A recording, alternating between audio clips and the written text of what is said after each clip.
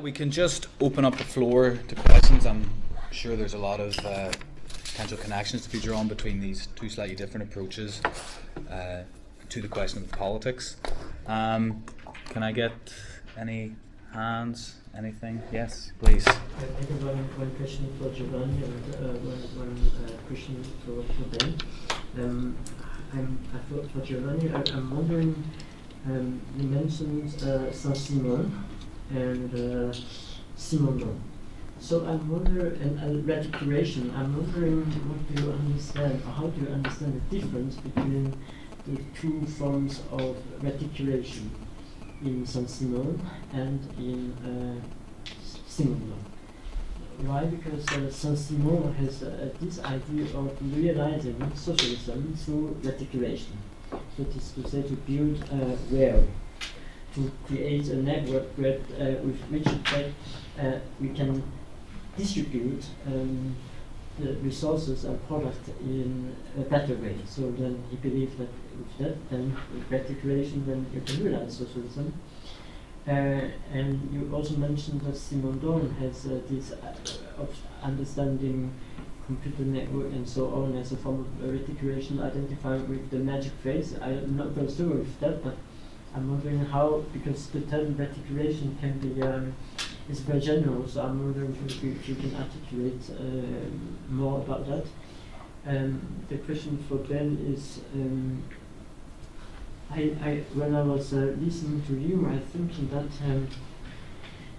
there is one element which is missing in the discourse, and it is so important. It is not about individuation, but the opposite, disindividuation. Because individuation is only political when there is the possibility of disindividuation. And if when Stigler talk about, well, not only Stigler, but rather, for example, like Jean-Pierre Gagnon, when talk about the Greek police, there is always the problem of the hubris. The problem of the hubris, the problem of the polos, the greediness. And these are the problems, these are the sources that lead to disindividuation. And because there is this possibility of disindividuation, this is presented as a suit, a form, and then you can articulate the question of individuation. So when Stigler talk about therapeutic, it is because there is this danger of disindividuation. So therefore you have to take care, because there is danger of falling back. But this individuation is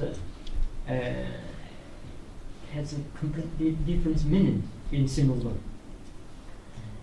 Because this individuation for Simondon is not negative.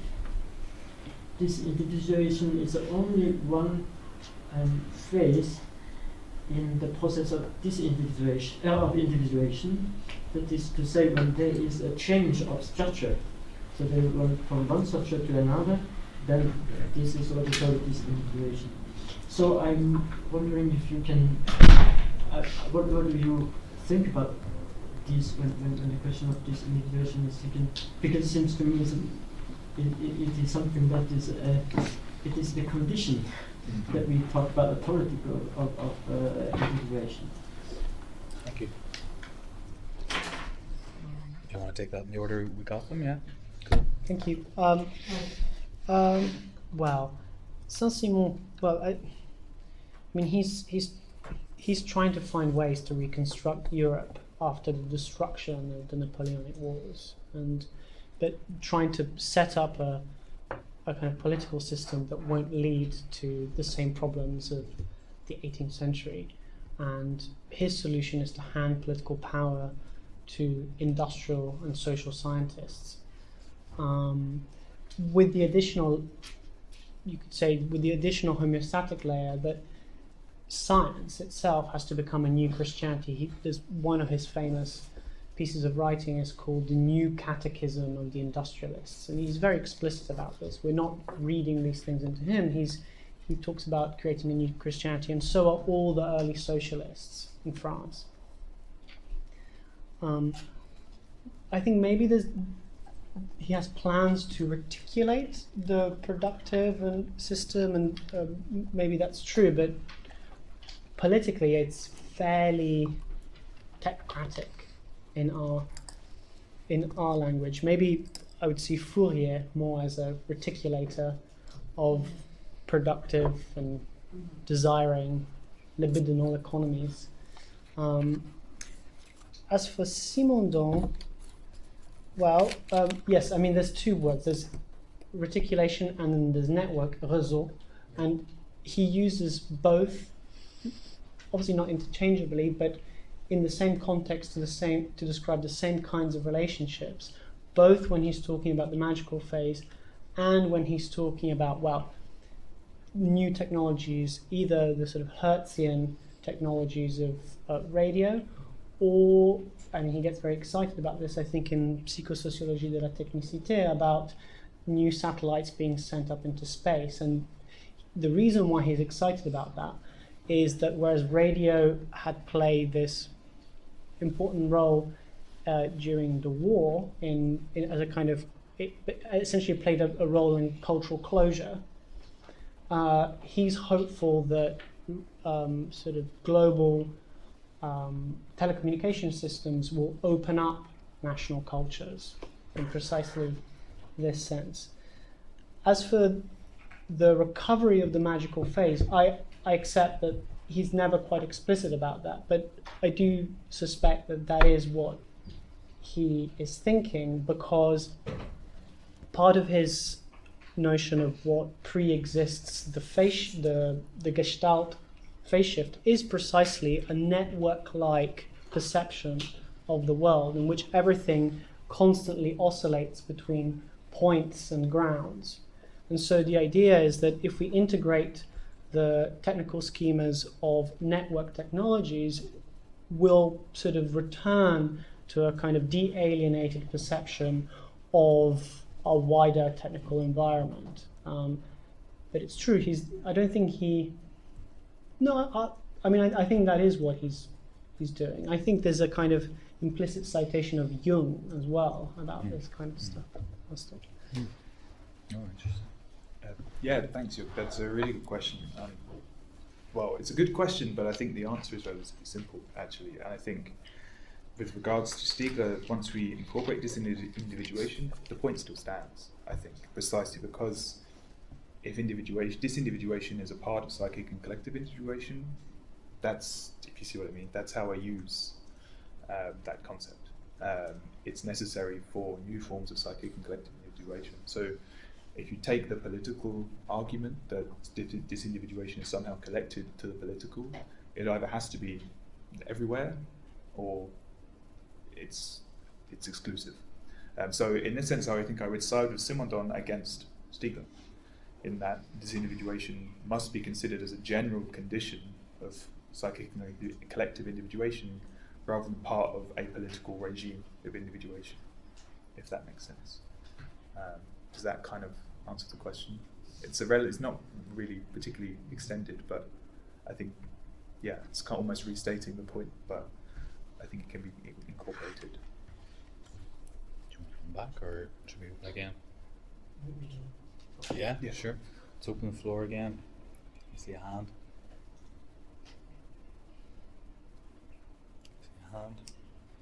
Dried up. Okay. So actually, I mean, I was quite interested towards the end of there about, could you say actually more on just that very final point on the potential relationship between Simondon and Jung, which is sort of thrown out there at the end? No. I think that's no, I think that's yeah, there's... Because there are some citations in some of his psychological works, is that correct?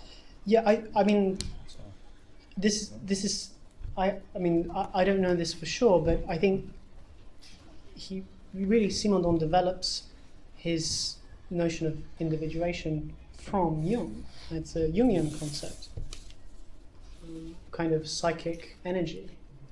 And Sartre's concept also, yeah. Sartre's individuation. But specifically,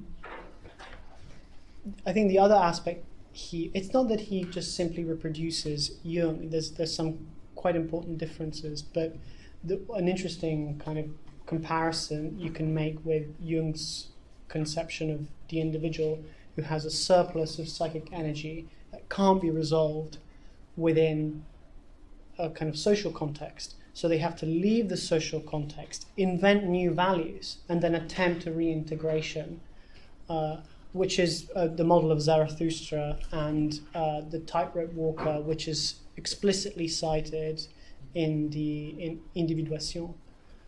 So I'm not 100% sure about the actual links, but there's much more to the link between the work of Simondon and, if you like, these Jung and the Iranos group and even Guénonian spiritualists. I think it's really there in the background. Mm. Certainly refers to Jung when he talks about alchemy. Right. It's the individuation that the alchemists were hoping to produce. The He ion? mentions Jung in relation to Yeah. as a saying Jung discovered the same Right. magic alchemic individuation.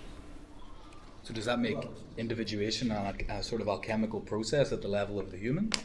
No, I'm not going to go that far. I think we Yeah. saw inspiration. I think we appreciated where Jung's inspiration comes from, and I think Simondon also makes reference to alchemy in terms of his own notion of individuality. I can't recall exactly how much. Actually, where the notion of disindividuation is very important is in the Yes. dependence Yes, to correct, the, yeah. mm, Of course. it's about the liquefaction. Yeah, I can't remember what it's called. Yeah, it's the necro, when all the things, yeah. So from the liquefaction of everything can emerge the new, Yeah. enough potential. It's like a reload of potential for new individuation on a different level. Was your hand? Yeah, just a short input in the discussion about, because Jung, he's got a good way to understand Simondon's position towards these problems would be to consider a later text, Imagination and Invention, in order to realize that Simondon draws a line that is a completely innovative one between different stages of images. The status of images as being mental image, let's say phenomenology in Sartre on one hand, and the status of image being a symbolic image in the sense of Jung and Bachelard, the poetical Bachelard, where you have archetypes that are some forms of structures that are given in the collective space, so that you are in the middle between an internalized conception of imagination and an externalized conception of the symbolic forms of culture. And the interesting thing with Simondon is that he's capable to take the problematic of the image, even from biology to human culture, in order to understand image as a quasi-organism, or as he says, as an image object. And this image object has a certain kind of actualization, right? So it is not, as Jung would say, something that is an archetype that is only living in the spiritual level of humanity. It is not, as Sartre would say, something that is solely mental. It has an actual empirical existence, and this empirical existence allows us also to describe the relationship between human body technicity. But that would be for another session. And perhaps, I don't know my Jung, but so maybe I can be corrected, but it seems that like the hero's journey trajectory that is a sort of mythological constant tends toward a process of something like what Newman calls centroversion. There's a point at which the journey is complete and the process is over and psychic integration is sort of achieved, which seems totally foreign, I guess, to the Simondonian approach. Well, Bergson also uses heroism and mysticism as a model for the open form of the open model of normativity includes the examples of the hero and the mystic, That's interesting. which Simondon takes up. Yeah, especially in part 3. We probably have time for maybe one or two other inputs or questions. If anyone has, yes, please. Now that you've said that, I'd just like to make a comment. This is 50s or 60s in Paris, and it comes on the back of the influence of the surrealists interested in Marxism and the magic. So I guess maybe there is some kind of connection there in being influenced by the artistic milieu. That's very possible. But I don't know for sure because there is no sort of detailed, definitive biography of But you know what I Simondon. speak against that actually is that when Simondon speaks about the artwork, he doesn't speak like someone who actually engages with the art contemplatively.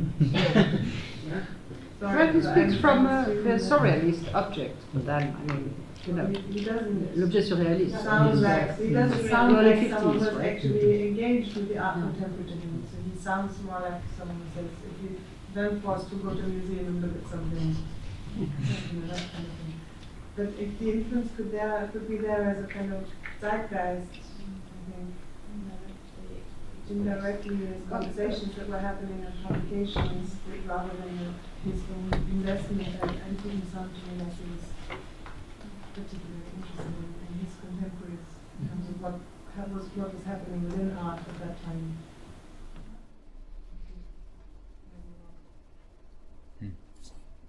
It's just a very vague remark in relation to that. Going back to the context, and I think you may be onto something. But my sense is that if there is a sort of a hinterland here, as we talked about yesterday, you have moving back from Simondon back to Merleau-Ponty and tradition of personalism, a kind of a Catholic lefty sort of politics, which sort of goes back into a French Catholic culture. It has a strong spiritual dimension. You go back further and it connects back to Bergson and the whole history of vitalism. And so there are all these things sort of going back in the background that could be resonating there. For instance, Jung, there's a sense that a lot of these things, once we get into the 40s and 50s, they may be there in the background, but people don't speak about them much, because by the time you get to the 40s and 50s, they have a bad reputation. Jung has a kind of a bad reputation. There are people like Heaney, who were very, very invested in Jung, but weren't really sort of taken up as much. So I wonder whether there is a kind of a French spiritualist hinterland, however you play it or on whichever lines, it may be there, it may be resonating, but it's very hard to actually make explicit, because by the time we get to the 50s, a lot of this had bad associations because of what went on in the 30s. That's a vague hypothesis as to what might be at stake. Can I just add something on the topic of Simondon and the art? There is indeed a very interesting link in this between Simondon and history of art. Thinking about Riegel, the Austrian art historian, was something that we engage with Mercedes with. Riegel, when Alois Riegel, who wrote in 1905 or something like that, a magnificent book called Kunstindustrie. Ja, Or Problems of Style Foundations, yeah. The other book, the last book, die römische Kunstindustrie in Zeit. Anyway, it's something, and Riegel has the capacity. Late Roman art history, industry, it's called. Yeah, Roman art industry. And the question of Riegel is, how is it possible to discover the Roman architecture in its trace, because the whole title is Roman art industry, in the surroundings of Vienna. So you can imagine how it is possible to discover Roman industry in Vienna. It has to be very tiny objects, right? Not very big architecture. In doing so, Riegel is capable to make a link between art history and history of biology. And this is something that you can feel very much if you read Simondon's courses on technology. It is not random that Simondon makes his drawing himself, right? It is not random that he is capable to draw while he's explaining something that is a technical efficiency. And so this is a new type of technique, you know, technique of writing, right? In order to be capable to reinvent a history of form. So therefore there is a big link, probably not as something that Simondon takes from the artistic scene. I would say it is mostly something that he takes from the difficulties from the methodological and epistemological difficulties to constitute an art history. And this is all, and this is very much interesting because in his attempt to reevaluate, to reinforce technology, he goes back to biological and art historian methodology in order to present us with individuals that are individuated and that allows a certain kind of typology. And this is really interesting. Cool, thank you. Unless you have any final comments, we can just thank Giovanni and Ben. And